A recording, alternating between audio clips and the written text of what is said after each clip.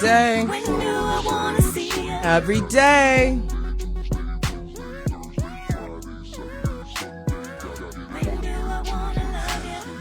Every day.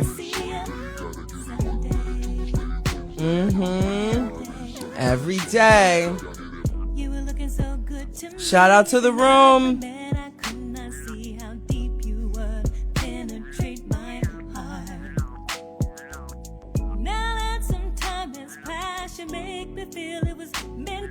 Shout out to the room.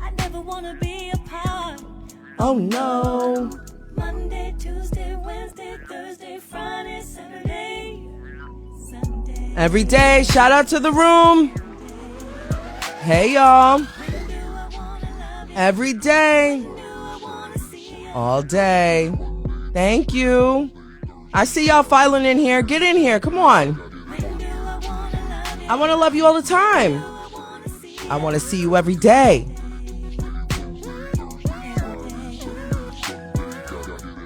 Shout out to the room. Shout out to the entire room. Guess what, everybody? Guess what, everybody? It's showtime. Finally, a show with an array of topics. I mean, she talks about it all. The Natasha Simona Sequence, Evening Edition, begins now. Shout out to the room. Shout out to the entire room. I have a good show in store for you today. Every day. Get in here. Take your shoes off. Get the drinks. I got my drinks in my Tasha Troops cup. Shout out to all the Tasha Troops in the building. Shout out to the room. Come on, y'all. Hurry up before our guest gets here. Hello, everybody. Welcome to the Natasha Simona Sequence. Let's hit that one more time. I'm your host for tonight, tomorrow night, and forever of the Natasha Simona Sequence. I'm Natasha Simona. Hello. Listen, as you walk in here, this is a no shoes in the house policy, so make sure you check your shoes at the door. Get the drinks. I've got martinis because it's Friday Eve, aka Thursday. What else do we got lined up? We got some hors d'oeuvres rolling around. And in the name of eating clean and kicking off this different weight loss situation happening, I've got some healthy hors d'oeuvres. You got to ask them for a special request if you want something else. And you know how it goes. Get in here, sit down, relax for the next 90 minutes. We're going to talk. We're going to laugh. We're going to get into some headlines. And I've got a guest. Who's ready to cam up already? Hold on a minute. Oh, my God. Our guest, he's ready to cam up. He's early. Dear Markuann, let me get the room a little hot. You all want to know who our guest is? Let me see. Let me see some hearts of any color you want, or hand raising. I know sometimes it gets difficult to find the hand raising feature, but Godfather of Harlem. I know there's a lot of you in here that watch that show. Well, I've got the executive producer of the Godfather of Harlem, Markuann Smith. We're going to have a conversation with him, and that's going to be a good time because something that you all don't know. But nonetheless, we're going to have fun. Let me pull up my back office. Shout out to my back office is in the building. You know, I got to communicate with the back office at all times. Shout out to the entire room. I see those hearts rolling in. Markuann, just sit tight. You know, we got to get people warmed up and ready for you. You're early. Ooh, I like early. Don't we all appreciate early? I want everybody to know that this will definitely be repurposed, rebroadcast for you to watch. So don't feel obligated to stay for the entire show. I know we all lead very busy lives. And while this is being recorded live on Instagram has us all in a chokehold sometimes. Like you can't, you know, if you have ADD like me, you want to scroll away, do something else at the same time, you might swipe out. Don't worry. This show will be rebroadcasted on YouTube. And it will also be available for your listening pleasure on Spotify, iHeart, and wherever else you find your podcast. So if you're listening to me on a rebroadcast or watching me, hi. you missed a good live show because the chat and Instagram is always fun. And if you're listening to me, well, do you like the sound of my voice? Shout out to the entire room. As you get filed in here, I just want to say happy birthday to anybody celebrating a birthday. If you're celebrating a birthday, show me a signal so that I can sing you a little song really quickly and wish you a happy birthday. If it's your wife's birthday, your husband's birthday, your kid's birthday, the side piece, the two piece, the mailman. Listen, if you got your kids listening to me in the late hour, the second edition, the evening edition of the Natasha Simona sequence, you might want to censor them. We'll just say that the second edition of my show is PG-13. Hello? Good evening, everybody.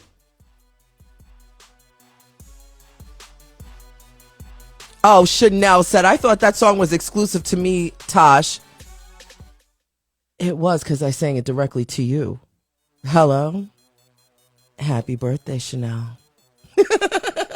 Anyway, everybody, I hope you had a great day. We're almost finished with this week. If you observe a 5-day work week because you go to school, you go to work, or whatever it is that you got going on, we're almost done. So everybody just loosen up a little bit. We're going to have a really good time today. We're going to talk. We're going to have, healthy conversation with a mighty fine brother. I'm actually looking at his headshot right in front of me. And fun fact, I've known him for quite some time. And I don't know. I said a little prayer. I said, Tasha, the mascara that you're wearing today, it's not waterproof. So try not to cry. You don't need to get sappy. But let me explain something to you all. When you see your people winning, hold nothing back. And I've got a lot to talk about with Mr. Markuann Smith. But before we get him in here, let's get through some business. Let's get through some headlines really quickly because I got some stuff on my mind. Markuann, sit tight. Have a drink real quick. You're early. You're early for the show, okay? All right. If you care about national days and you miss my morning show, I'll give you 2. National Black Cat Day. I don't know what that means to you, but shout out to you if you have a black cat. It is Halloween. And Cranky Coworker Day. So if you got through the day and you were let me tell you all something. My girlfriend called me today and I swear to God she was cranky and she's normally not cranky. She's definitely gonna kill me. She's either gonna kill me or she's gonna laugh. I said hey. I said her name. I didn't call her hey. I said, you know what today is, right? And she said, what? I said, it's National Cranky Coworker Day. So is it them or is it you? Gotta ask yourself that. If you were the cranky coworker today, it's because that's what the day was today. Anyway, we're done with the day. But if you're going to work because you work the overnight shift, don't be that cranky coworker. I've got some headlines that I want to discuss with you. Listen to me. Here we go. Uh-oh, what's happening here? See this guy? If you're not looking at your phone, look real quick. Look at this hunky guy, Nick Cannon.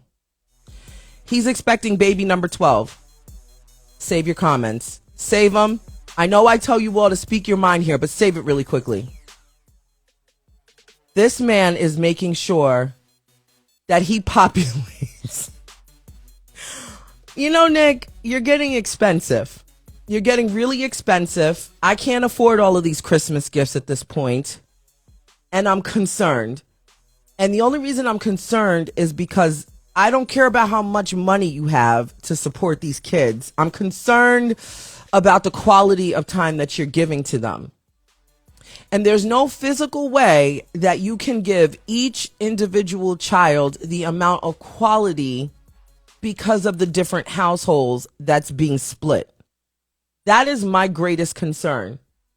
And while, listen, be fruitful and multiply, Father Abraham, and spare me the list of the other biblical figures and all of that stuff. My daddy is a Rolling Stone. All right. But again, now thank God that my stepfather came into my life at a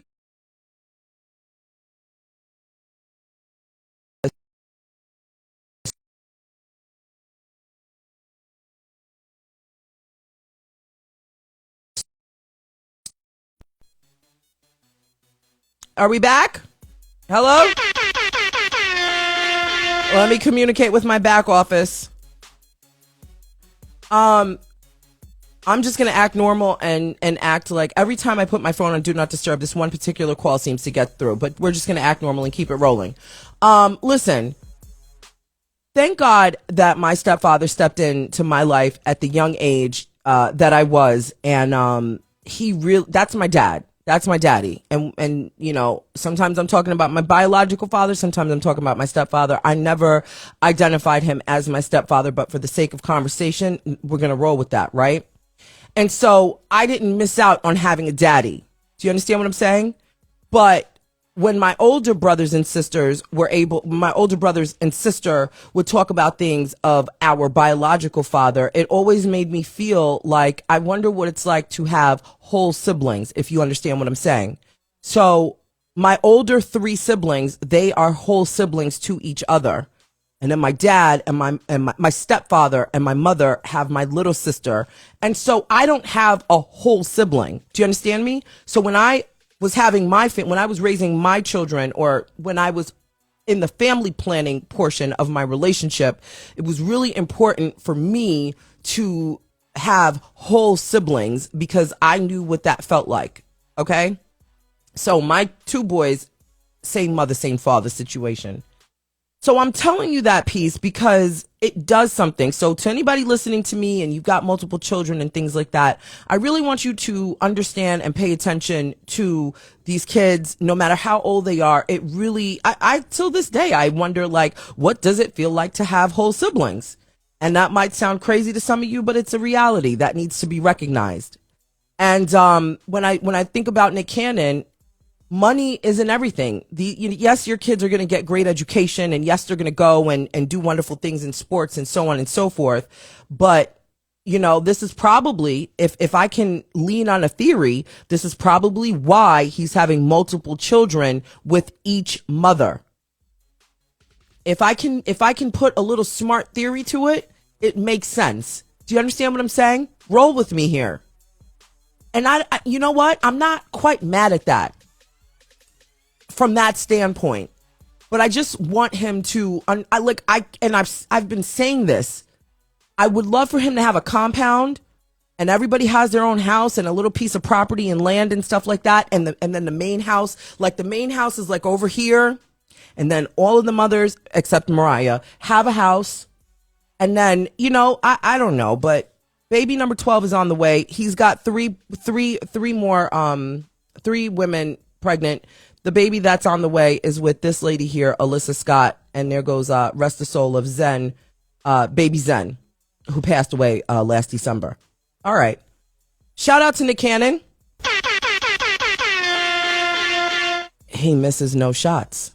Hello? Hello? I'm just saying. I love him. Okay, let's talk about this lady. Her name is Candace Owens. And if you're listening to me on the podcast, I'm talking about Candace Owens. So come over to YouTube or Instagram and look at the photo if you care. I don't know why this lady is so angry. I don't know her deal. Sometimes I can agree with the things that come out of her mouth, and sometimes I can't. Because her angle, this is a live show and real life happens in real time. I have to be a mother. Excuse me 1 second. Yes. You got to talk louder. These earphones, I can't hear. Talk louder. The papers that I printed, they're on your side of the table. Hold on. I'm sorry, everybody. This is a live show, and I have children. Oh, they're over on your side of the table. Talk louder. Are you allowed to eat the coconut shrimp? Is that what you said? Yeah, dinner's cooked. You can serve yourself if you don't want to wait. There's pasta and coconut shrimp. Rock out. Absolutely. Are you done? Okay. Do that project. Everybody's asking if you did the project. Okay. All right. Okay, everybody, back to normal. Let's get back right into it. So this lady right here, it's quite disturbing. Her statements at times, and she was recently speaking on Blue Ivy's participation in her family's event that took place, wearable art. Now I'm going to play something for you all, and I want to talk about this really quickly, okay? Ivy is holding up a paddle and she is bidding on Lorraine Schwartz diamond earrings to the tune of $80,000. Why? I guess is the question I'm going to ask. Why? Do you guys think it's a good thing that Blue Ivy is raising her paddle and bidding on $80,000 diamonds? Is that teaching her to live within the realm of reality? We have become a society that is driven by excess, right? We love to see people dripping in diamonds. We love to see fast cars. That's why the Kardashians are so watched, because they are constantly giving you excess, more. People are basically going into bankruptcy, making horrible financial decisions all the time, because they are being sold this idea of excess and wealth everywhere. So my question is, what does that signal to the rest of the world? What does that signal even to Blue Ivy's peers when she gets back from the weekend and, I don't know, she's at school and everyone's like, what did you do this weekend? And somebody says, oh, I went to the park with my dad. It's a normal thing for a 10-year-old to do. Or I had a baseball game. It was really fun. I hit a home run. Wow, amazing. And then Blue Ivy's like, I just put up my paddle for $80,000 Lorraine Schwartz earrings. First of all, I like, why is she talking about a 10-year-old like this? Can you okay. Let me say something to you here. You know how people say live within your means? Is it Blue Ivy's fault that she was born into riches and wealth, and that her parents expose her in small dosages to the lifestyle that matches their bank account? Help me understand this, because my thing is that we don't see Blue Ivy in the news and in the headlines for being a bratty 10-year-old. And let me also tell you this. I personally know a little girl who dances in the same dance academy as Blue Ivy. So when she made the comment, this woman, Candace, when she made the comment, when Blue Ivy goes to school and the kids are all talking about, oh, well, what did you do this weekend? And the person says, oh, I went to go play at the park with my dad. And then the other one says, oh, I did this, that, and the third with my dad. It's insinuating that Blue Ivy doesn't do things with her own father or her own parents. And I will sit here and tell you right now, Jay-Z takes Blue Ivy to all of her dance practices, and they show up to her performances. First of all, let's clear that. I know that personally for a fact. And he is like every other parent in the room, sitting there on their phone, taking photos of their kids dancing, and communicating with all the other parents there. That's a fact. That's first and foremost. Second of all, Blue Ivy doesn't go to a school where the other children are not in the same ballpark as she is, if you understand what I'm saying. Blue Ivy is not sitting in a public school amongst children who aren't doing similar activities like her. So Blue Ivy saying, my grandma and my pop had an event called Wearable Art, perhaps all of those kids' parents or some were either invited and or there. Hello? Am I making sense to all of you listening? So I want to know why this grown woman named Candace Owens sat on a podcast and felt it necessary to even talk about the fact that Blue Ivy was sitting there auctioning, Lorraine Schwartz diamond earrings. First of all, I think that was adorable. I thought that was adorable because she was living within the means of her family. Hello. First of all. Second of all, it's giving very jealous. Candace Owens, you're way too old to be speaking on a 10-year-old's activity. And if you are concerned with how Jay-Z and the Carter family are raising their children, ask yourself when was the last time you saw any of their children in mainstream media for doing anything other than being children. So the fact that you spent your 10 minutes sitting on a show discussing the events of what a 10-year-old did with her family is deplorable. And I think it's time for you to focus on your own child. What the Kardashians do with their children is within these people live on TV. And I will tell you from personal experience, those children are well behaved and well trained. And as of a matter of fact, they're very quiet than what you can imagine. Don't let the media fool you.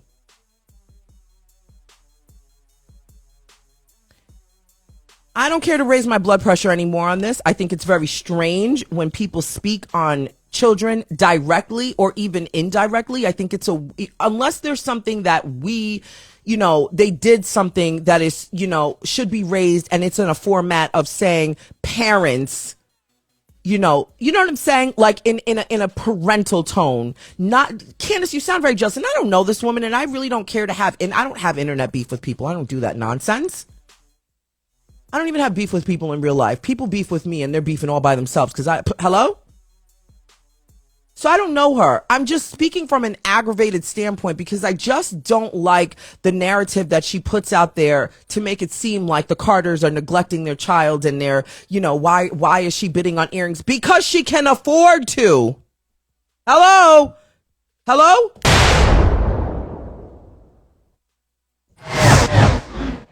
Listen, everybody. Kanye West is a gift that keeps on giving, and I said this already. Last night before we went to bed, there was a statement put out that the school was not going to go on any longer for the 2022-23 school year. Closing immediately. I think the principal of the school is Jewish, and she was offended, and so on and so forth. Ray, ha, ha, ha, wee, wah, wah, wah. Right? Well, we woke up this morning, and it's like, just kidding, the school is going to be back in effect. Okay. So when I read that statement from last night, I said, this is really sad because where are all these children going to go? When you put your children in public school, you intentionally, public school and private school, there's a different brain function that happens when you strategically put your kids in these, you know what I'm saying? Okay. And so now I'm like, well, what happens? Because these are parents who strongly believe in a private school, tight-knit, philosophy. And this is the middle of the school year. And then when I woke up and I saw that they were back on one part of me I was relieved, and another part of me I was confused. And I said, this is giving confusion. Okay. Well, you know what? I don't know.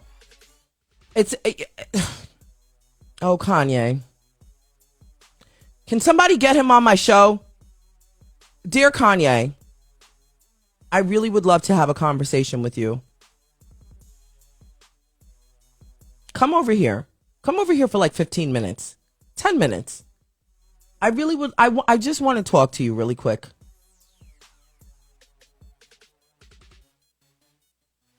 Right? I just really, I'm not condoning a lot. And I feel like, Kanye, if you want to get out of the mainstream media, just come over here. We're small, but we're mighty. Come over here. Come over here. Take your shoes off. Take your hat off. And just do this. And just let it go. And talk to me.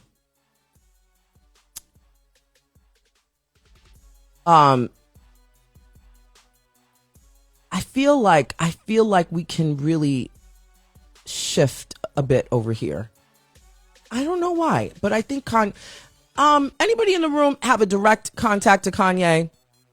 I will open up the schedule specifically. I will open up the schedule specifically for Kanye. I don't care what guest I have on. Whenever Kanye's ready, whatever time he's ready, tell him to come over here. I'm being serious. That's all.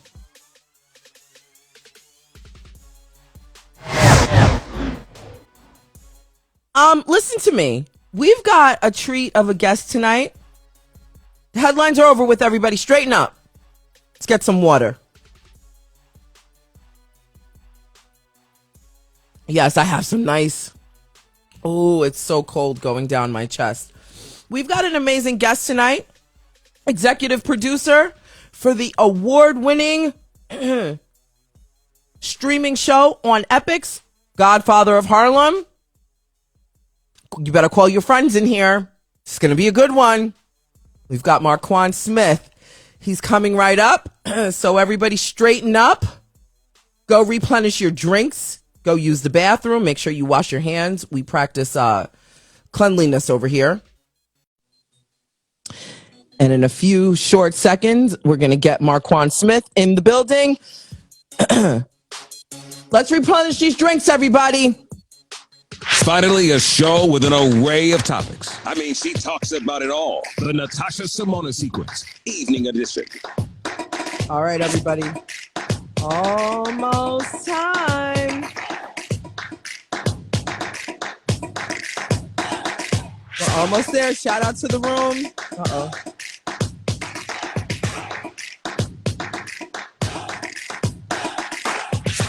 Shout out to the room.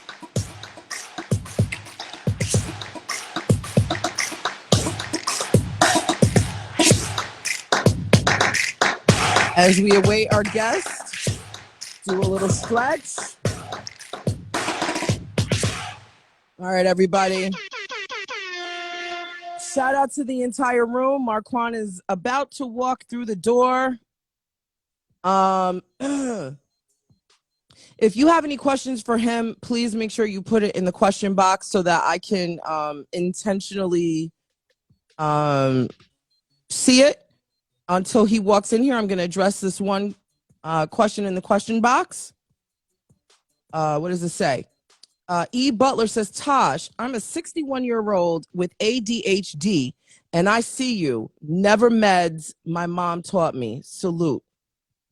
Hello? Hello. All right. Shout out to you, E. Butler. Thank you for that. Our guest is taking his shoes off. He's got his drink.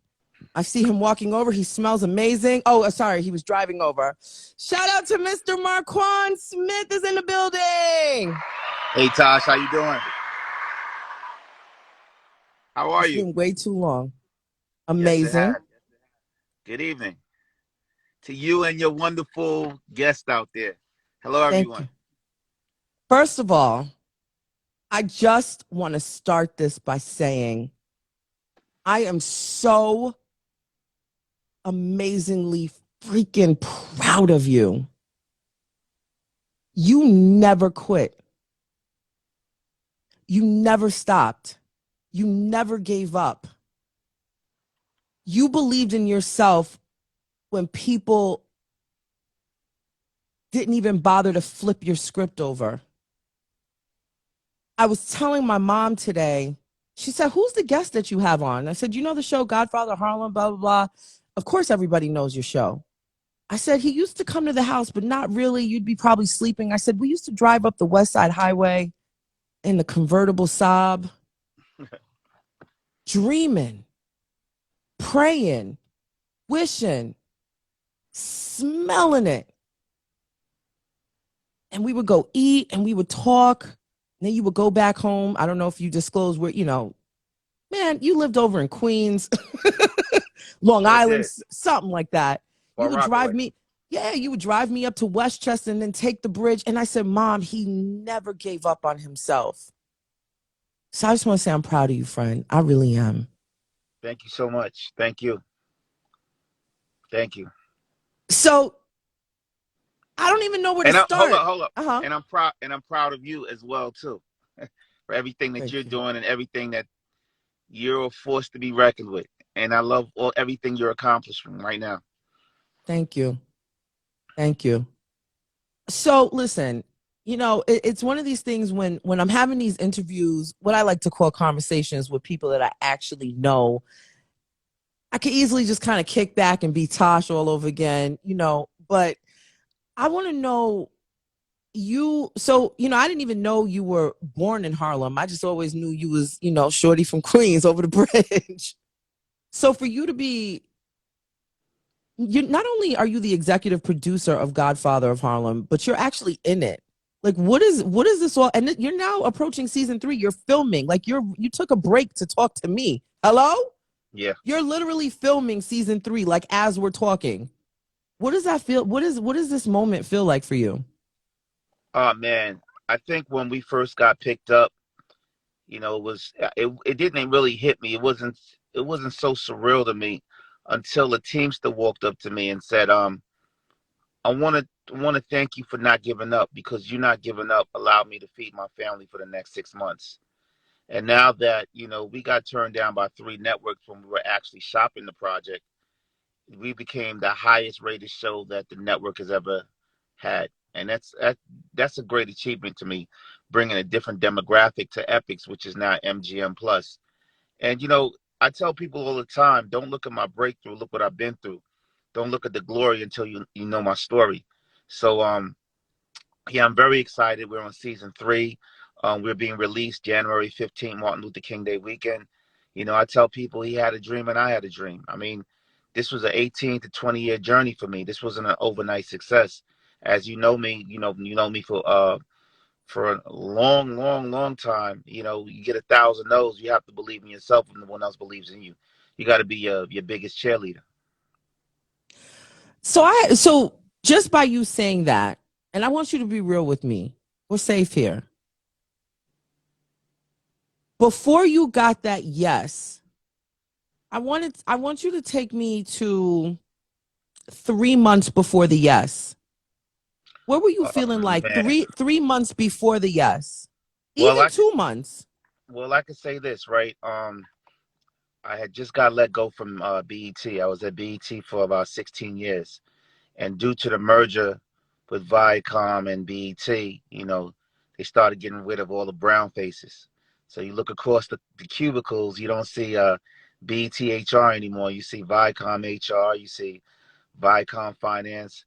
And I didn't know what to do. I was at my lowest point. And the only thing I could think about is like, damn, I did 16 years at BET and they gave me $4,000 in severance. So was the next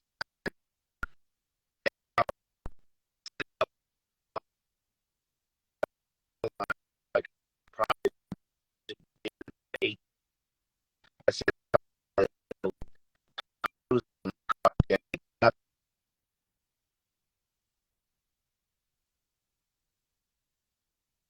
I'm sorry, we're having communication issues at the moment.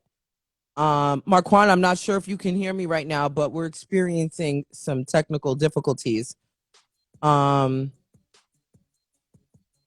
Let's see something right here. Okay. Markuann, if you can hear me, we're experiencing some technical difficulties. Do me a favor, turn your Wi-Fi off. I think your Wi-Fi is trying to pick up a signal. And let's cam him back up.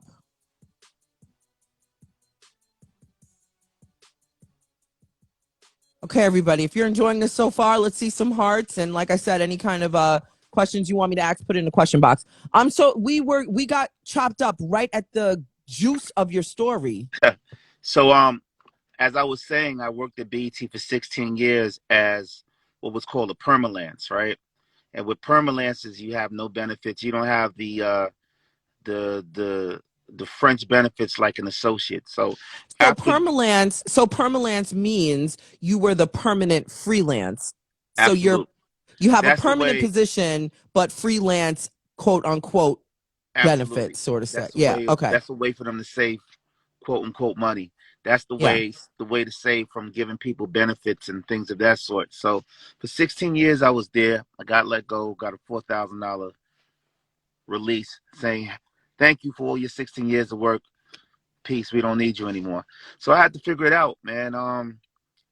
I tell people all the time, man. I was in a real dark space, and I I I said to myself, it's either now or never. I didn't have a plan B. I didn't believe in a plan B, because if you believe in a plan B, to me, you don't think your plan A is going to work right away. So I stuck to my plan A. I mean, I went out to L.A. and we sat down with 3 networks.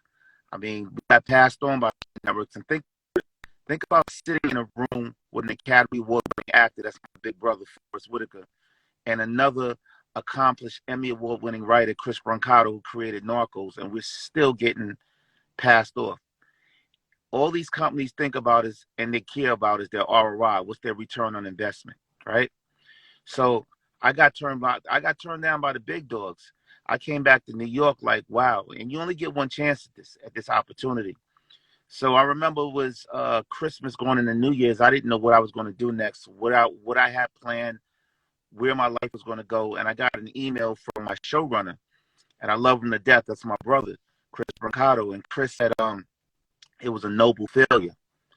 And I said, what the fuck is a noble failure? What type of Shakespearean shit is this? You know what I'm saying? I'm not King Arthur or some shit like that, but I know he was just trying to kind of like pacify my wounds, right?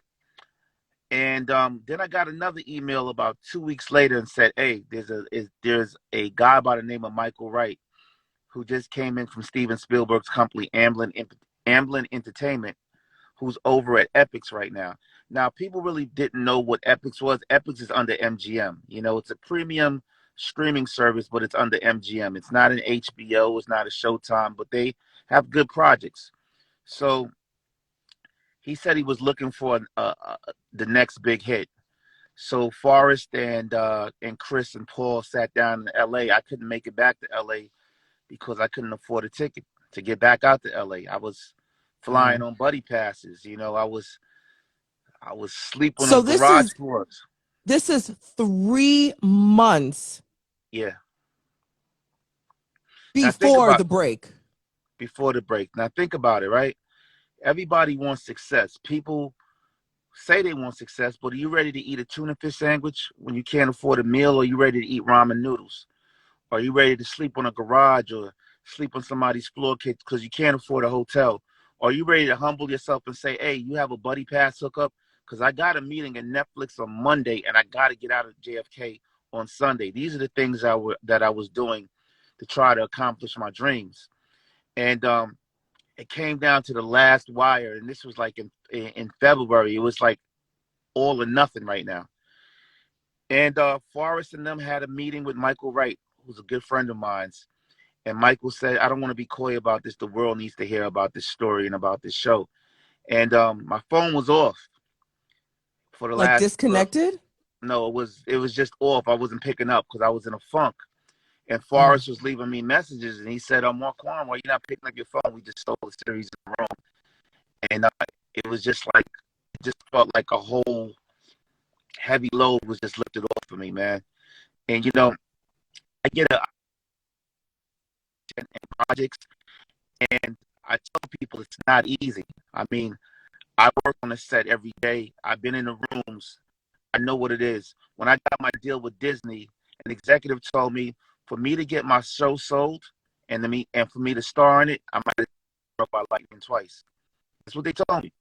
So I got struck by lightning twice. I'm here talking to you right now.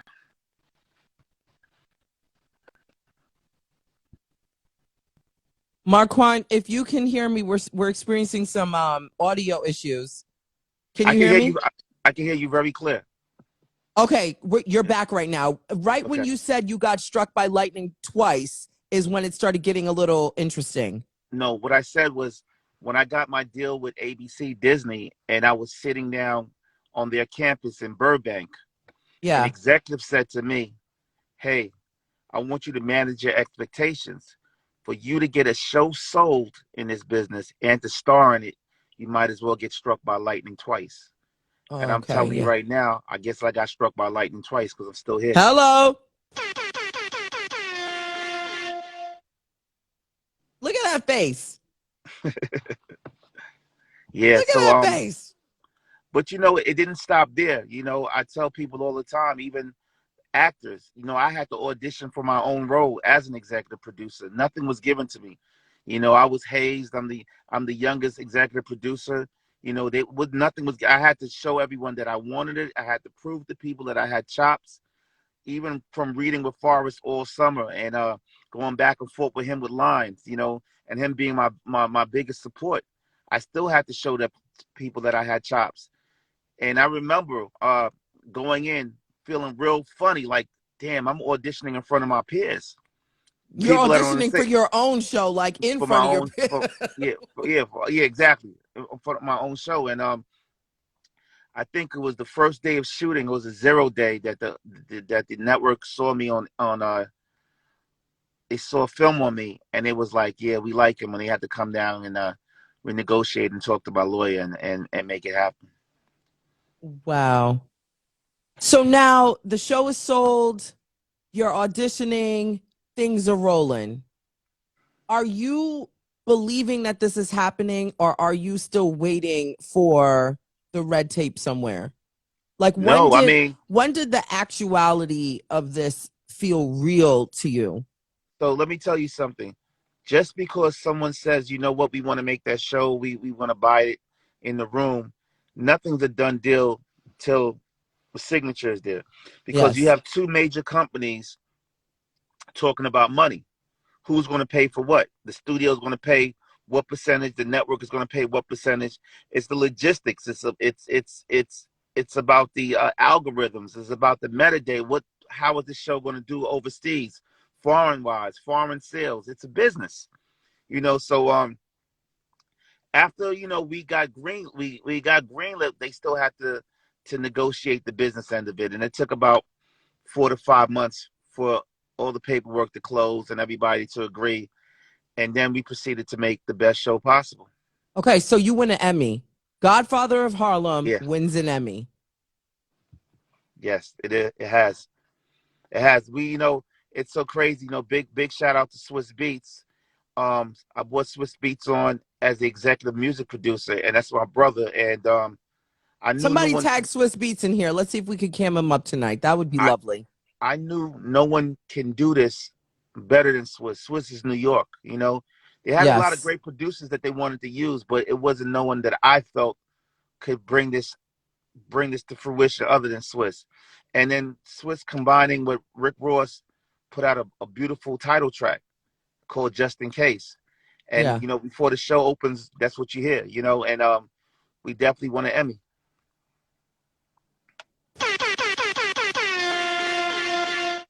Now, you're no stranger to having the spotlight on you. Come on, Markuann. You're being very modest right now. I understand you went through some interesting times, but back before you had this idea that you were going to write this show and, be this executive producer, you was a little rapper back in the day. See, I started off, what happened? I'll tell your audience. I started off in the music industry with my older brother. My older brother's name is Father MC. He was in the Right? building. I don't know if he's still here, but shout out to Father MC, excuse me. Yeah, that's my big brother, man. I love him to death. He's actually the one that inspired me, you know, really showed me that when you dream it, you can achieve it. He took me around the world with him. I remember us hopping the train, going to the new music seminar, sharing 40 ounces, eating white rice with the red sauce, the Chinese cups, because that was our dreams. My brother started working at Kentucky Fried Chicken, right? And they used to call him the Flour Man because he used to come out during his break and he had flour all over his clothes, but he was the flyest dude ever. Like, he had the silk shirts, he had the ballies, he had everything. And he said, you know what? I got a dream and we're going to make it happen. I'm going to bring you with me. I went through the juvenile system. I was a bad kid. I was running wild. I was just trying to find my way. Yeah. I was in Spofford. I was in Lincoln Hall. And when I came home, my brother said, nah, I'm not going to have you in the streets. I'm not going to lose you to these streets. And I got on the tour bus. Now, first tours was Salt and Pepper, Candyman, Troop, High Five, Second to None, AMG. And I was able to tour the world. And me touring the world, I met another young man who was just like me because I was a roadie. So for all your people that doesn't know what a roadie is, I carry bags, I carry turntables, I carry coffins. Back in the days, it wasn't Seratos, it was 1200s. I was the first one off the bus, the last one on the bus. So I met Tupac Shakur, who was a good friend of mine, R.I.P. And he was a roadie for Digital Underground, and Tretch was a roadie for Latifah. So myself and Pac shared many memories of saying to ourselves, we just want to hear ourselves on a record. We want to see ourselves on film. We just want to accomplish something, be bigger than trying to live bigger than our dreams. So a big shout out to my brother for giving me that opportunity to this day, to be able to see the world and see that there was different culture than just my neighborhood. Yeah. So now, all right. You've been through good life. And I say good life because you're still here. Do you know what I'm saying? You've been through the lessons. You've done the work. You're still working. Now I gotta dig in a little bit. You ready for this? Yeah, shoot I it. know there's a lot of ladies. There's a lot of ladies in the room. Everybody's saying how humble you are. I'm seeing how handsome you are. What does the love life look like for you these days? You know what? I'm really focused on my career, man. I'm gonna tell you why. Because I feel that I'm getting a second chance at life. You feel what I'm saying? Like, and I think people who are career driven have what we call the PTSD to go where you were. You feel what I'm saying? So I'm just in a real creative mode, man. I just like to create because I can't look at it like I made it because I didn't make it. I'm accomplishing things, but there's somebody out there is working just as hard as me. You feel what I'm saying? So it really doesn't give me the opportunity to be out there and do I wanted to because I feel like I'm trying to catch up on borrowed time, man. Like Tupac, he was making records after records after records and records, movies after movies after movies after movies, because he didn't want to go back to where he was. And that's how I am. Like right now, I have 2 projects that I'm taking out the shop. I got two independent films that I just did. I have another movie that I'm working on. So I'm just excited, man, just to keep working. I'm trying to be creative. You know what I'm saying? I just got chills because that's literally, I was about to say, what's cooking for you? What's next? And you just gave it. So once they said yes to you, you said, oh, you said yes to the right one because I'm about to feed y'all for a long time. No, absolutely. I know you got to go. I know you're busy filming. And I'm so grateful that you decided to run out in the car real quick and No, talk no, to I'm us over fine. here. I'm enjoying talking to you, man. I just like to inspire people and tell people, like, look at me. I'm a living example. Like, it doesn't come overnight. And I hate when people say hook me up because nobody hooked me up. You know what I mean? Stop asking me about casting and roles. Like, I couldn't ask you to pay SAG $4,000 to join. The SAG after union. Just go out there, man. Like, get acting for dummies. Get producing for dummies. Do what I did. You know what I'm saying? Because you don't want to be on set and you just look and saying that you can act. When you're around people like Giancarlo Esposito and Vincent D'Onofrio and Forrest Whitaker, and they could tell you amongst wolves. They could tell Yes. a sheep. You know what I mean? You need to know angles, like camera angles. What's a 50? What's a 75? What's a 25? How do I bring my emotions down? How do I bring it up? Learn the craft. With so many people that say they want to do this, but when I'm not going to be a boxer and never boxed before. I got to learn the craft. Somebody can be boxing unorthodox or come beat me up southpaw. And that's the thing about it. We live in a society that they want it microwave real fast for it to happen overnight. It doesn't happen, man. I like the slow grind, man. It was like a pot of gumbo being mixed when I got this project done, So Yeah. I wish everybody, luck, but just learn your craft. Do what you need to do. When you're sitting down business-wise, learn about distribution, know about the different distribution angles, learn about the different models that Netflix and Amazon and all these streaming systems have. Learn about the tiers, the tier 1, the tier 2s. Just don't look at the glitz and the glamour, because believe me, when you're on set and you're doing 10-hour days, and if they pick you up at 2 in the afternoon, you probably getting off at 2 at night. You know what I'm saying? You have to really understand your craft of what you're trying to do. Absolutely. I do, I love this moment that you just fed us. I see a lot of people commenting live saying that it feels like we're in a masterclass right now. And how just when you were talking about how as a youth, you said you were a bad kid. I don't believe in bad children. I feel like, we have misguided children. Do you ever think about going back to the areas that you grew up to pour into the children who feel like they have no hope? No, absolutely. I'm my lawyer has me working with St. Jude's Children's Hospital. Um, I do give back. I talk to people. I talk to individuals. I go to schools, but you also have to. And I'm gonna be real with you. I still have. I call myself a corporate thug, and you still have to be aware of your surroundings, and you have to be aware of your movements, because everybody's not happy for you out there. There are people that are hugging you with a knife behind your back.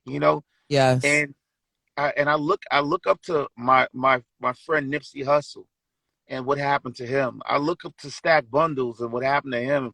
I look to Chinks Drugs and what happened to him. You know what I'm saying? So you have to be very leery, and you have to do it the right way. It has to be very strategic how you give back. You know, it's not just going back to the corner, opening up community stores and building YMCA. They don't need that. You know what I'm saying? We need to start having classes and lessons and having individuals come out. It's real goofy out here, man. I'm trying to tell you, man, for real. Do And I tell you yeah, go ahead. and I tell people all the time, man, the loudest boos come from the cheapest seats.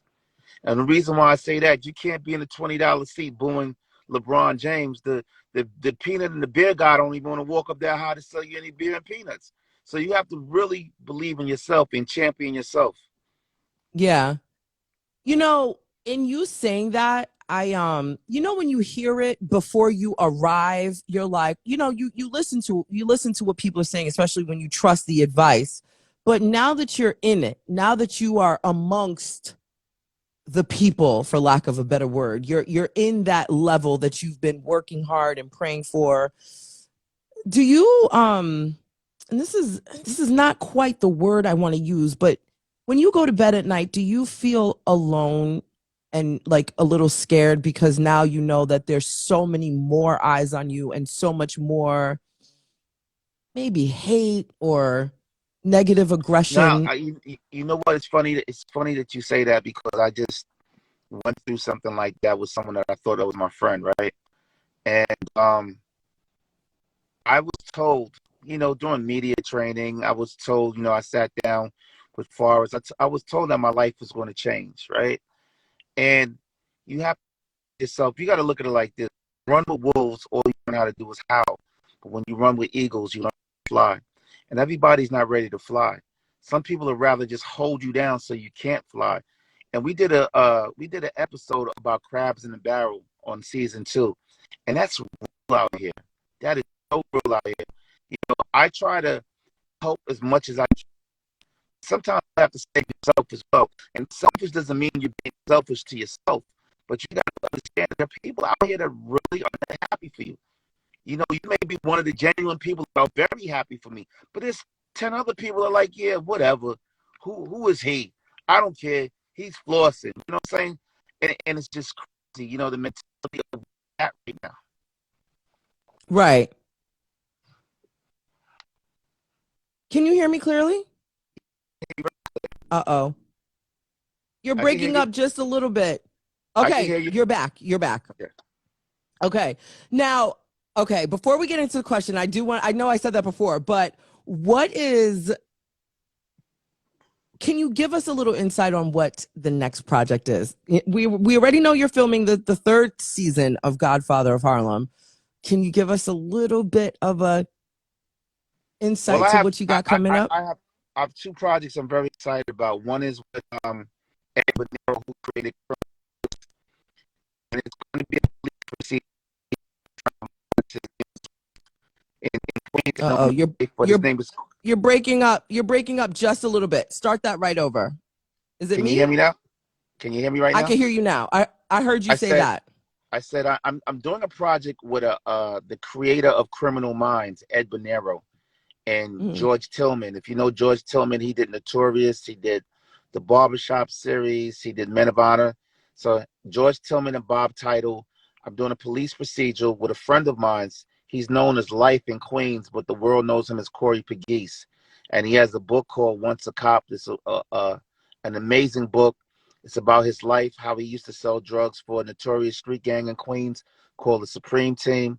He went away, changed his life, and became the highest ranked police officer in New York City. So I'm very excited about that project. And then I have another project. It's I want to keep it under the wraps, but it's with the amazing Joe Morton and Matt Carnahan, who created House of Lies. Oh my God. Okay. Now let's get to the questions. I just want to say shout out to the entire room. If you are just walking in here, we've got the amazing executive producer of the Emmy Award winning series Godfather of Harlem. We've got Markuann Smith in the building. Please, everybody, I know he's got to go, but I'm going to answer some questions. I just want to thank everybody and definitely thank you so much, Markuann, for being here. So we've got somebody asking, will there be more of the Godfather of Harlem series? Well, that question clearly has been answered, right? Because you're in season 3 right now. Are you able to say January 15th. January 15th? Okay. Markuann, we've got a special request from Miss Melba Moore, Queen Melba Moore. She says, I want to play a judge in Godfather of Harlem. Hey, listen. When there's a judge role that comes up, I'm keeping you in mind, Miss Moore. And you know what? When Whoopi Goldberg, who's a friend of mine's, when I was at her house, she said the same thing that Melba said. She said, I want to play somebody badass. And look at Whoopi. She's an accountant on the show. Wow. Well, listen, y'all heard it here first. I just want to say, you get the exclusives here at the Natasha Simona sequence. Okay.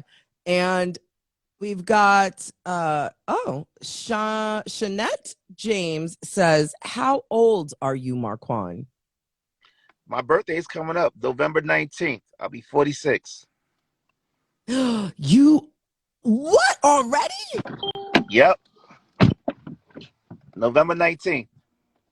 Listen, everybody, November 19th. I don't know what he wants for his birthday, but maybe he'll show up and we'll have a party. I don't know. Maybe we might show up to his birthday party. You never know. Can I come to your birthday party? Hello? I didn't hear you say yes or no. If I throw a birthday party, you're there. You got to be there. That was your cue. Way too delayed. I'll just blame it on the internet. I will blame it on technology. Markuann, listen, I want everybody to find you. Where do you want people to search, follow, and support you on? Please let us know. Instagram is at Markuann. That's MARKUANN. My website is at markuann.com. That kind of rhymes a little, markuann.com. You find out you was a rapper. Low key, baby. Low key. I do have a question. Do you still freestyle? Nah, I don't do that. You're not gonna get me out there. You're not gonna have me do that. Not. I was about to do a little, 1, 2, 1, 2. What it do, boo boo? So let me ask you a question, right? Okay. The tables have turned. I know a little of your journey, right?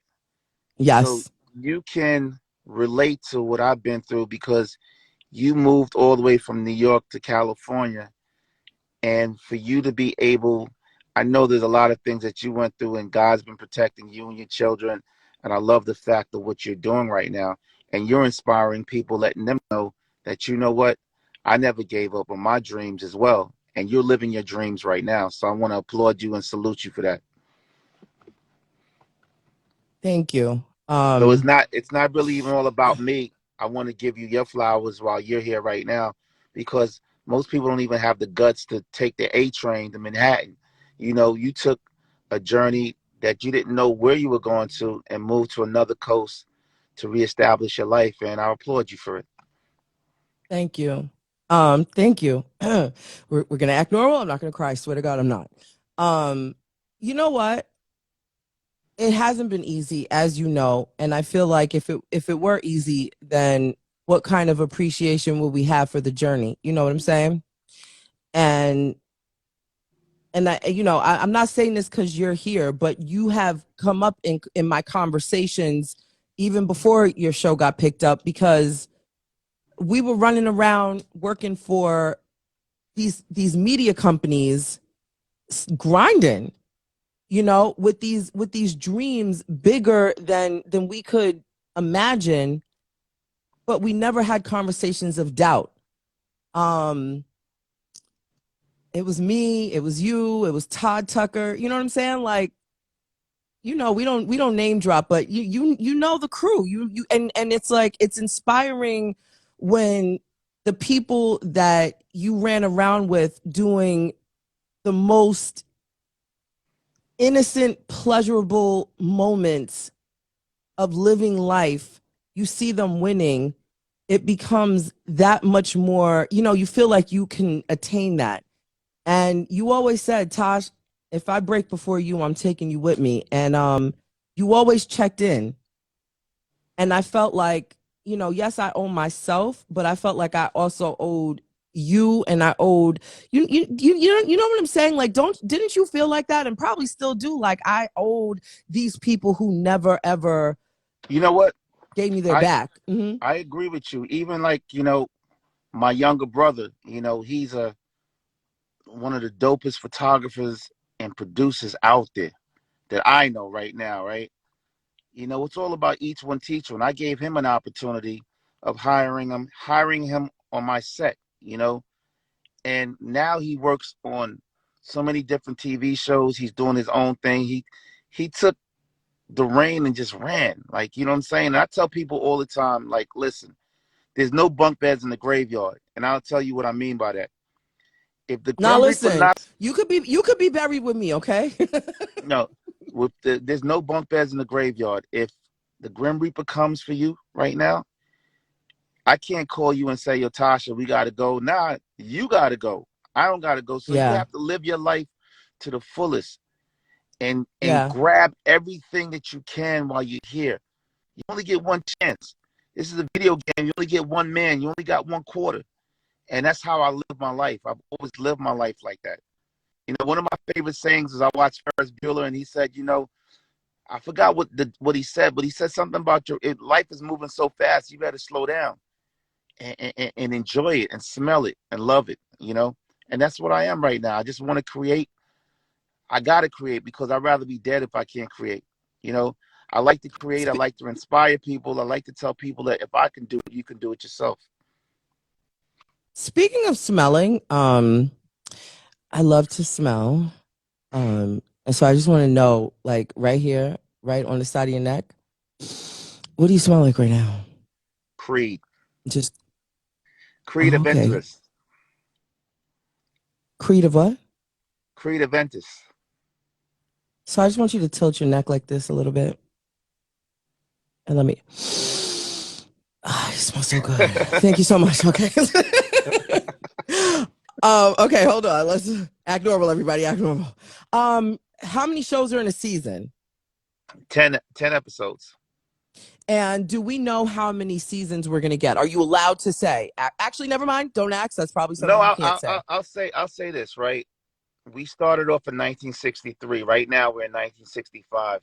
Bumpy Johnson dies in 1968. So we're thinking we can get 6 seasons. Plus we're dealing with history. And that's the best thing when you're telling history in front of you. So educating and entertaining, I call it edutainment. So when you can sit down and you could Google these characters like Adam Clayton Powell, or Robert Morgenthau, or Vinny the Chin, or Bumpy Johnson, it makes sense because the story was told to me. I mean, I don't know if you guys want to hear it real fast, but I can tell you that I used to go up to Lenox Terrace every Sunday, and I used to sit with my godmother. Her name is Margaret Johnson, right? And Margaret used to tell me these wonderful stories about walking out of a tenement building and smelling fresh laundry hanging out of a window, walking past the Apollo and seeing James Brown's name on the marquee, or walking past Sugar Ray Robinson's barbershop, looking inside, you may see Jackie Wilson getting a haircut, or Nat King Cole waiting to get a haircut, or hear Sam Cooke's voice coming out of a transistor radio. But she also used to tell me how African Americans migrated from the South, trying to escape Bull Connor's dogs and his water hoses, and they came up to Harlem, but they were still dealing racism. Like, you would go to a store and want to purchase a hat, and the store owner may say you got to put a shower cap on your head before you could purchase this hat. Or a family of four, the father might have worked all week, wants to take the family out for a steak dinner, and the owner says, "Nah, you can't eat with the rest of the patrons. You got to take this to go." So she wanted the real story about her grandfather, whose name was Ellsworth Raymond Johnson, to be told. And I made her that promise 18 years ago. Because, Bumpy didn't come up to New York to become a gangster. He actually wanted to be a lawyer like Malcolm X, right?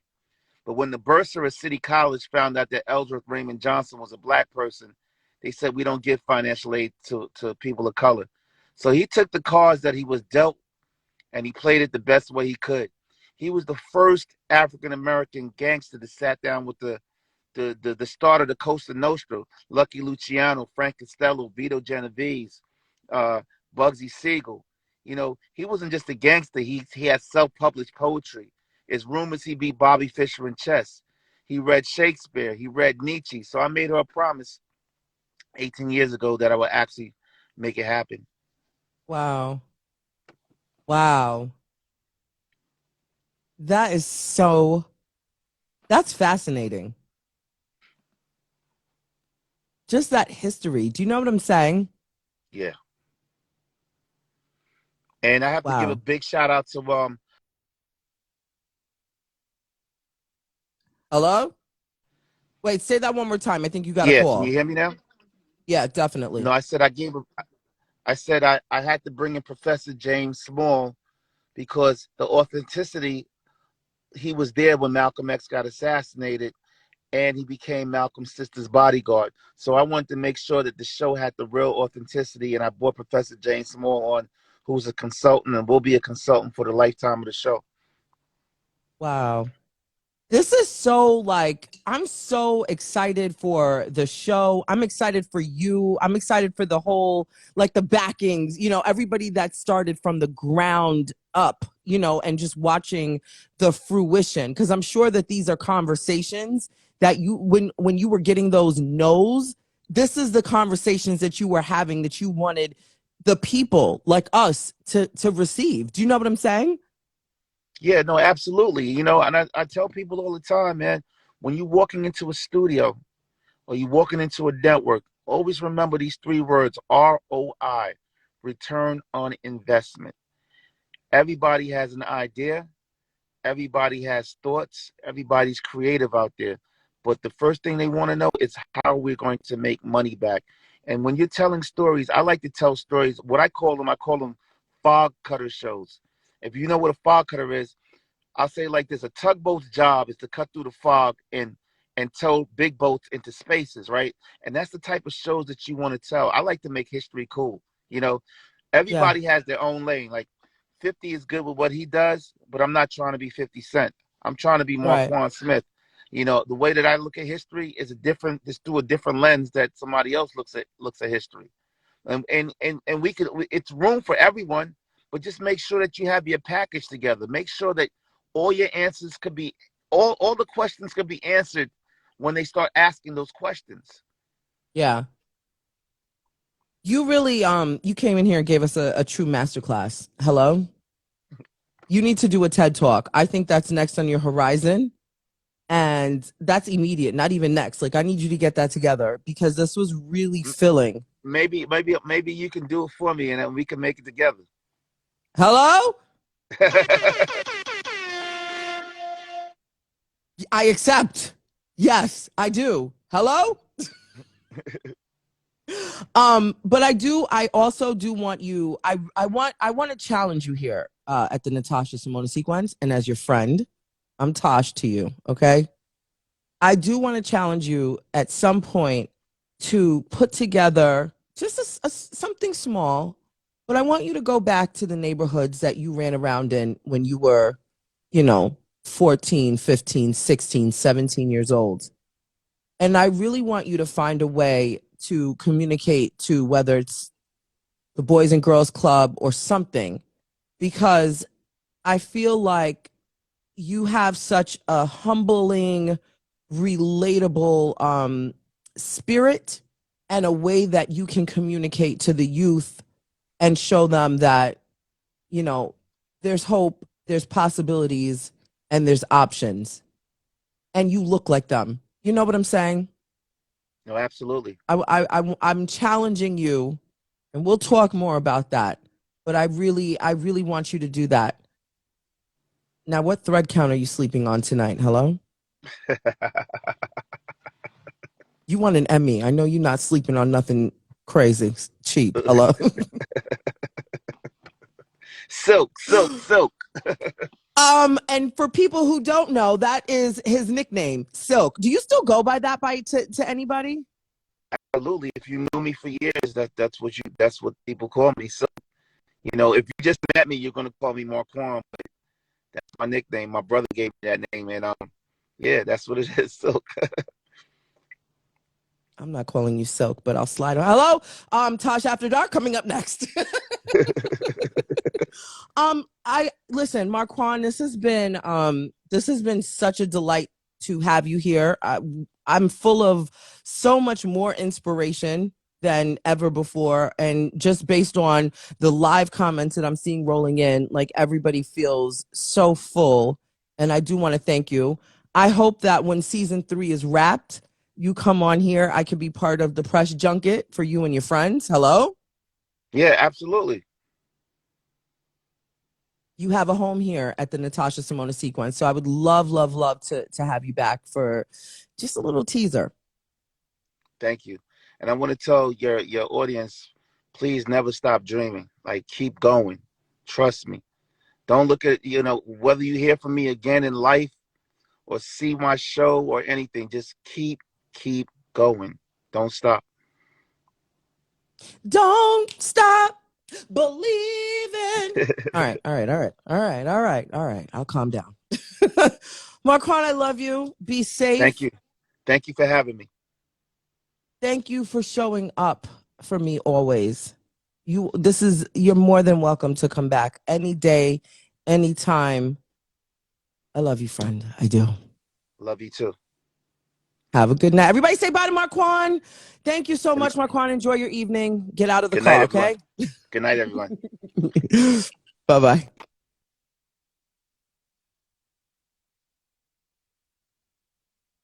Everybody, that was Markuann Smith.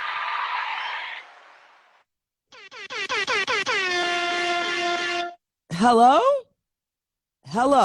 Like, what is going on? How are we feeling? So good, right? So good. I knew it was going to give everything that it gave and then some. I don't play around. Markuann is so, like, everybody was saying how humble, right? You all were like, wow, he's so humble. Of course. I mean, when you've really been through life, let me tell you something. Nothing was handed to him. And I know that for a fact. I was there. Well, not when all of this went down, but Markuann, I'm so proud of you. So everybody, thank you so much for just being here to witness. I'm so glad I was able to share that moment with all of you. Let's take a little break. Let's breathe. Let's stretch. Let's get a sip of water. Martini. I got water, okay? This is water. Oh, I don't know about this metal straw. It's cute and everything, but I'm going to crack a tooth. Excuse me. All right, everybody, let's reset the room. We got an unboxing coming up, and then I'm going to release you, okay? Are you interested to see the unboxing? Everybody, you're watching the Natasha Simona Sequence. If you're listening to me on the replay, thank you so much for listening. If you're listening to me over on the podcast world, you can watch the replay on YouTube at Natasha Simona, or you can find me on Instagram at I am Natasha Simona, where this is live. And if you've got time, tune in and join in on the chat. Thank you so much for your support. But hold on, we've got an unboxing coming right up. Finally, a show with an array of topics. I mean, she talks about it all. The Natasha Simona Sequence, Evening Edition.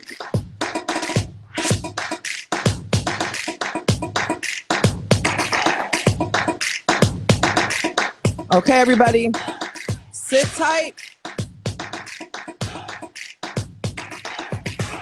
Grab your drinks, go to the bathroom, wash your hands, do all of that stuff.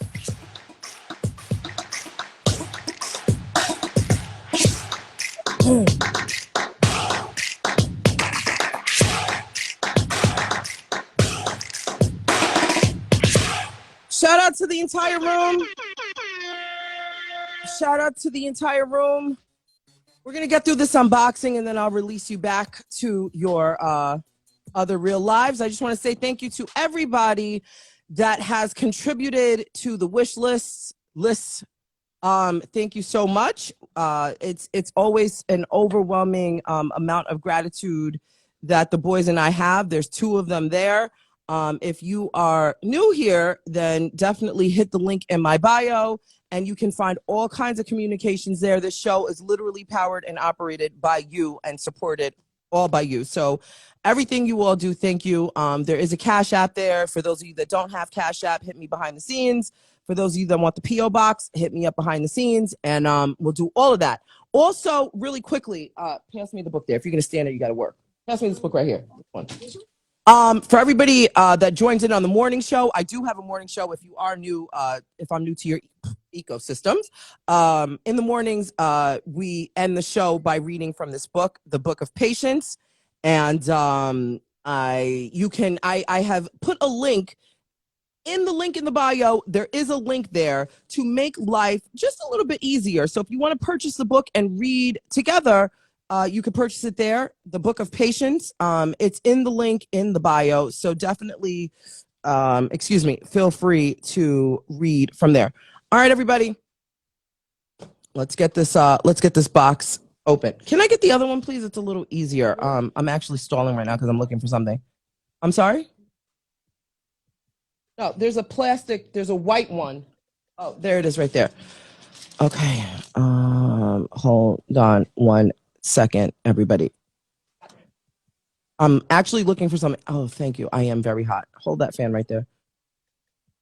I'm looking for something.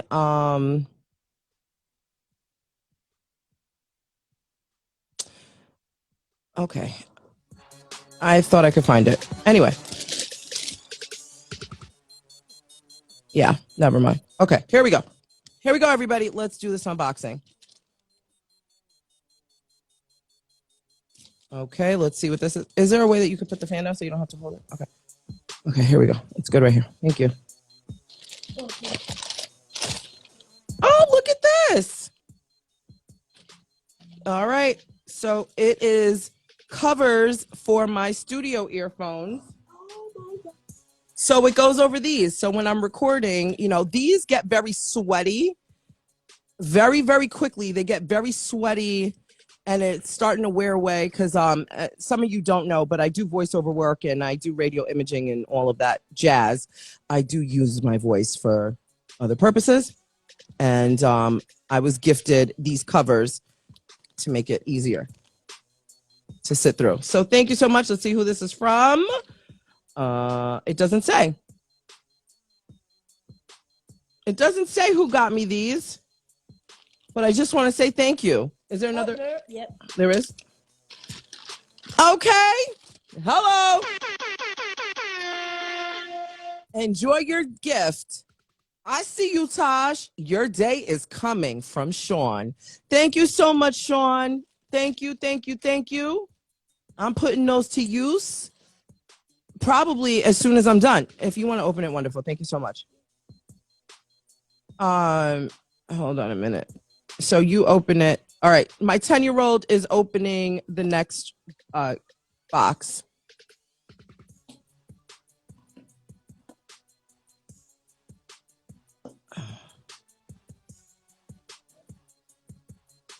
Okay, everybody.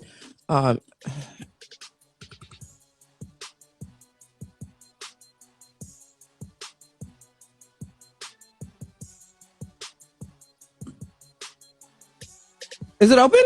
You gotta hurry up. We're live. It's not going. Okay, he's getting it together.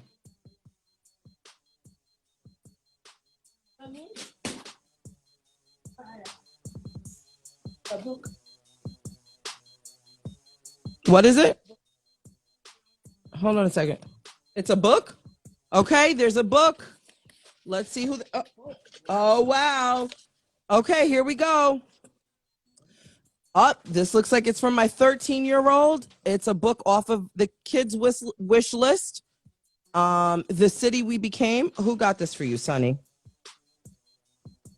Is there another thing in there? Oh, it says, enjoy your gift from Sean. Sean, thank you so much for getting this book for my 13-year-old.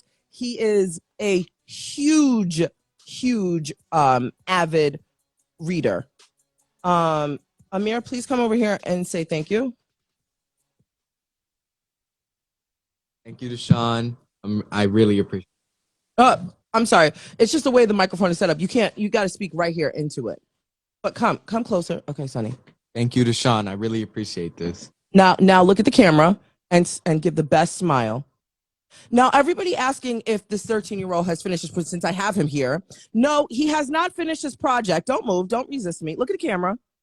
No, he has not finished his project. He made a deal with his teacher that he's going to be turning in this project tomorrow. Son, are we almost finished with the project? Yes. Look at the camera so I can see if you're lying. Are you getting through this project?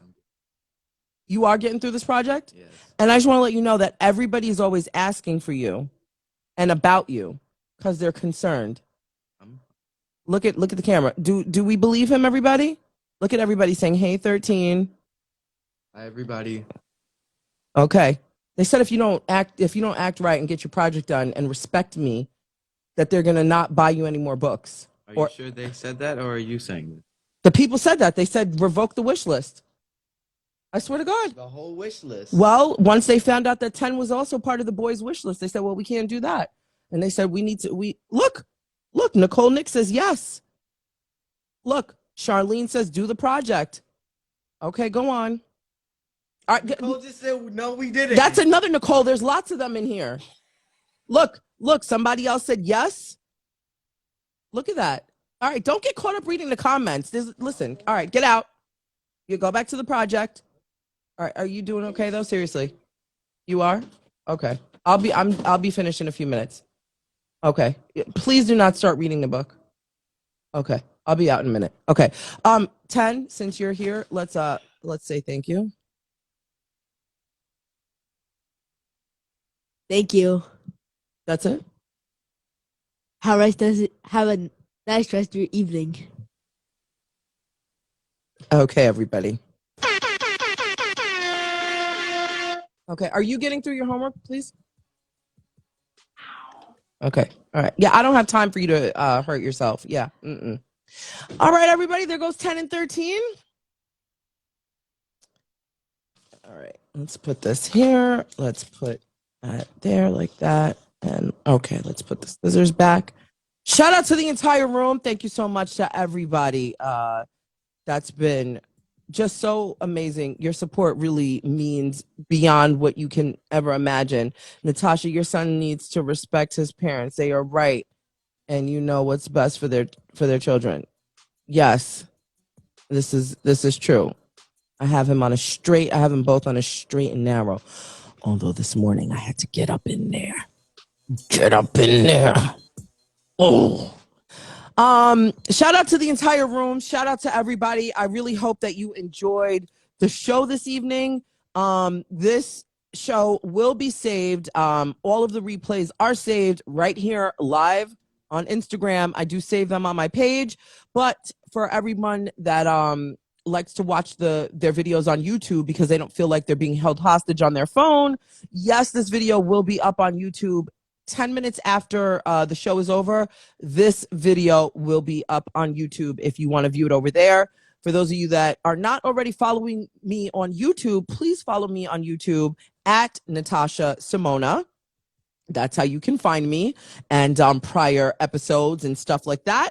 And listen, we're on we're on Operation 10K. Can we get this account right here? Can we get my Instagram to 10K?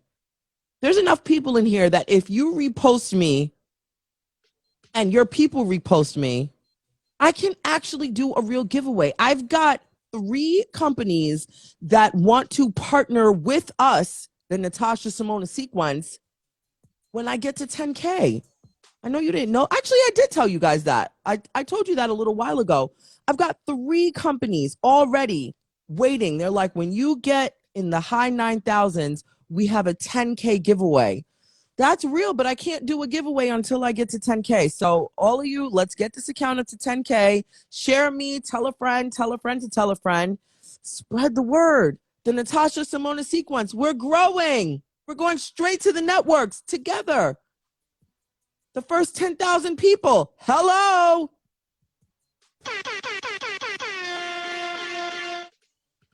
But if you've been here before 10K, oh, you've got special treats way before 10K. Just saying. So there's that. What other form? Let me see. Let me see what is going on in the chat box. E. Butler says, Tosh, you were not acting normal. Yes, I was. I just drooled on myself. Yes, I was. I was acting very normal. Okay, everybody. Tomorrow's show, tomorrow evening, we've got a really cool guest. So everybody knows Cole Green from the TKBS, the Kenny Burns Nation, and also Club Quarantine, right? Shout out to Cole Green if she's still in the building. She sent me a message 2 weeks ago or so, not even. And it was an interesting book. It was a death book. I don't know if this fan is causing interference. Hold on. Oh, I just put the fan on the floor and it's blowing on my legs and it feels amazing. I just want to let you know that. For all of my flashing sisters in the building, when you get hot at work, sometimes taking the fan from the top of your desk and putting it right on the floor and let it blow on your legs. I'm not flashing. I'm just a little hot right now. So listen, going back to the story, just act normal, everybody, and roll with it. So Cole Green, she sent me this book. And she said, what are your thoughts? She sends me this link and she's like, what are your thoughts? And I said, this is really interesting. And I wrote to the author, and that author, her name is Felicia. She wrote something called The Death Book. The Death Book. It is not what you think. It really isn't what you think. And it's everything that I think we all should have. So the author of the Death Book, Felicia, she will be in the building with us tomorrow evening. So please, everybody, come back right here at the Natasha Simona Sequence Evening Edition tomorrow evening, 9 p.m. Eastern, 6 p.m. Pacific. I am live in the morning time as well. And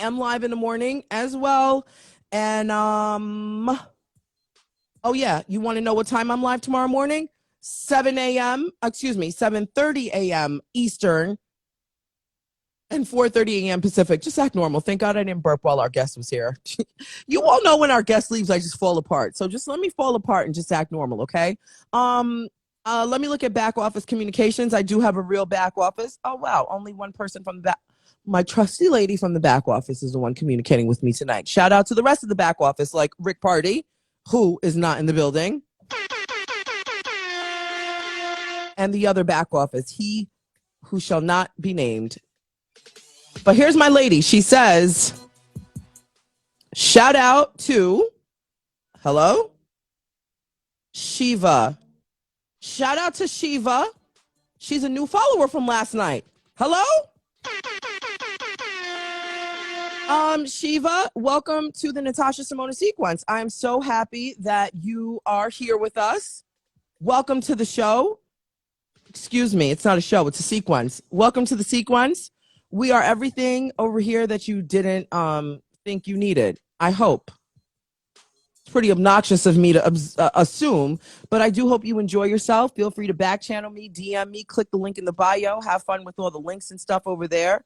But I just want to say welcome. Any type of constructive criticism is always welcome, because I don't know all the answers, and all of you are welcome to have a conversation with me whenever. Just give me 2 to 5 business days. I'm serious.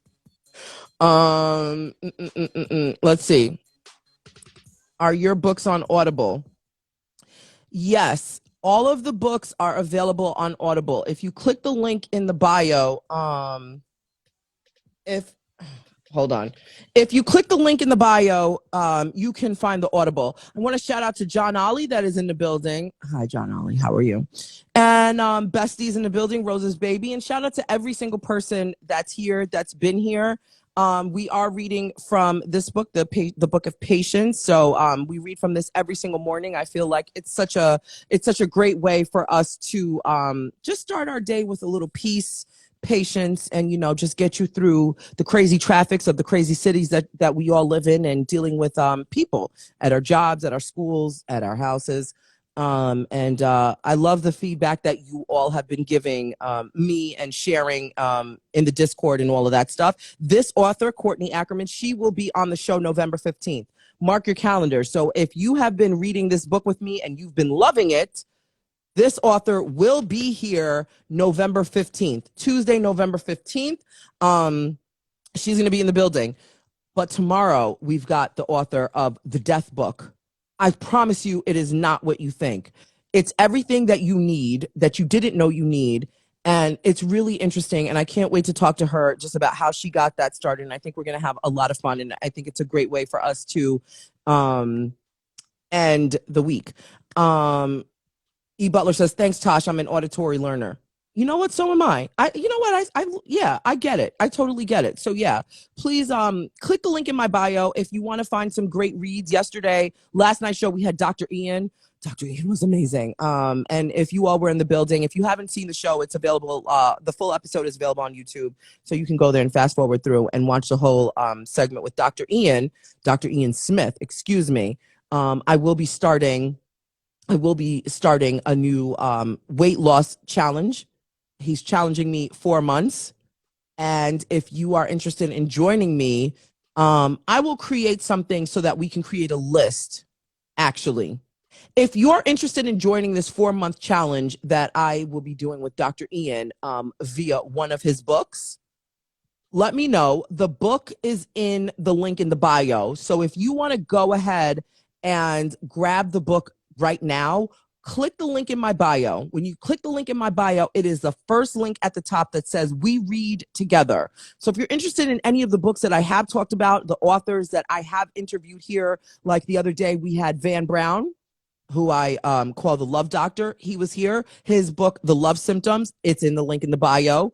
Courtney Ackerman, whose book we read from, she will be here on the 15th, November 15th. Her book is in the bio. And we also have Dr. Ian's book.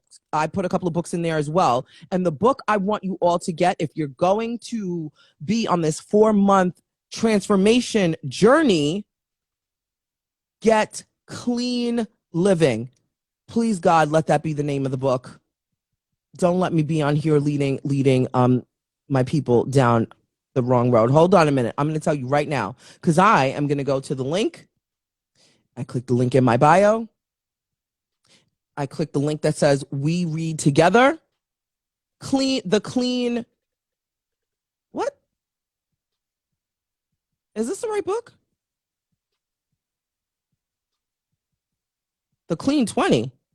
Did I put the wrong book in there? Clean. What is the name of the book? Hello? Lean and Clean. Clean and Lean. There we go. Clean and Lean. I'll put it in there in a minute. Sorry. Dr. Ian just has a lot. He's got a lot going on. There's too much, right? What is the name of the book? Clean and Lean? Is that the book he told me last night? There it goes. Okay. Well, here we go, everybody. You have to own your mistakes. Okay? You have to own your mistakes. Dr. Ian, he kicks out a book every 12 days. I don't know how he writes so quickly. Just get all of his books. All right, I'm going to add that for all of us. Done. So the book you need to get is called Clean and Lean. I'm going to take off the other one so you all don't get confused. We're going to do this live. Just sit tight. Okay, everybody, sit tight. Look at me doing this with no glasses on. Shout out to my eyes that are improving. And everybody, your patience is amazing. Now we're going to do this and this. Anyway, the book is called Clean and Lean. It's the first book on the list. So everybody right now, if you want to join in on the 4-month transformation that I will be doing by way of reading Dr. Ian's books, please get Clean and Lean. There's also a separate recipe book for Clean and Lean. Okay. Shout out to that. You could get that too, because that's definitely where we're going to be. All right, everybody, listen. It's about that time. I got to go be a mom. I got to go be a mom. Is that okay with you all? If you want to continue this conversation, hit me up in the Discord. This conversation will be happening, if you want, in the Discord. ADHD people thoroughly get it.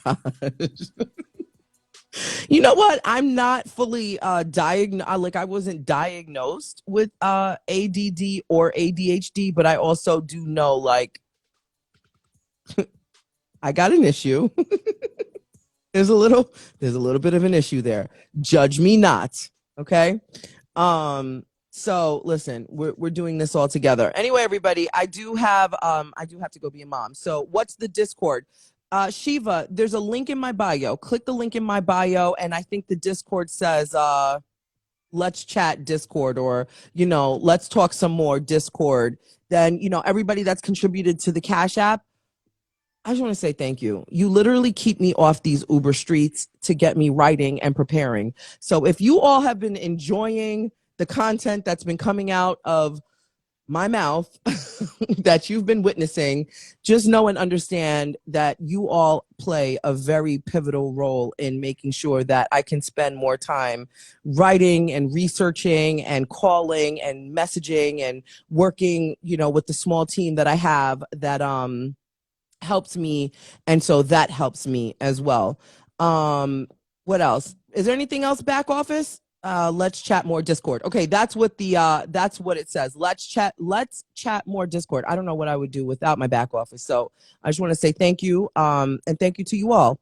And I'm being serious. So everything that you do, whether you are a silent viewer, I want to say thank you to the silent viewers. I want to say thank you to the people who will be watching this on the replay. I want to say thank you to the people listening to this on the podcast. Every listen, every watch, every single number counts. Everybody that contributes to the wish list, like, somebody got me this fan because it was on the wish list and I desperately needed it. I've gotten many, many things from you all, and I just want to say thank you for wanting me to succeed. Yeah. That's really what that is. That's pretty cool. Thank you.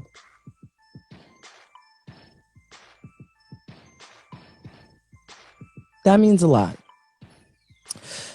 So we're going to end on that note. I want to say thank you to our special guest that came on and helped us out with amazing conversation. Thank you to Markuann Smith, executive producer of the award-winning Godfather of Harlem. He said it, season 3 drops January, did he say January 19th or 16th? But he will be back on to let us know once they wrap, when he goes on his press tour with his other friends. We'll have more friends from the Godfather of Harlem. Season 3 is on the way. So thank you. Thank you, everybody. You are released back to your world. As you walk out of here, please put your shoes on, grab your stuff from the door. If you forget your briefcase, your book bag, and everything else, trust and believe, once the lights go off, you cannot come back until tomorrow to grab your stuff. So get everything, leave your glasses, my people. Please collect everybody's glasses. The show is over. Yep, my people are filing out to go get your glasses and everything like that. Please make sure you take all of your napkins. I don't want to touch dirty napkins or dirty plates. That's disgusting. No, you cannot take alcohol with you. I will not be responsible for you floozies walking the street or drunk driving at all. We have Ubers waiting outside for you. Get your cars in the morning. All right, everybody. I love you so much. Thank you so much for being here. I'll be back tomorrow morning, 7:30 a.m. Eastern, 4:30 a.m. Pacific.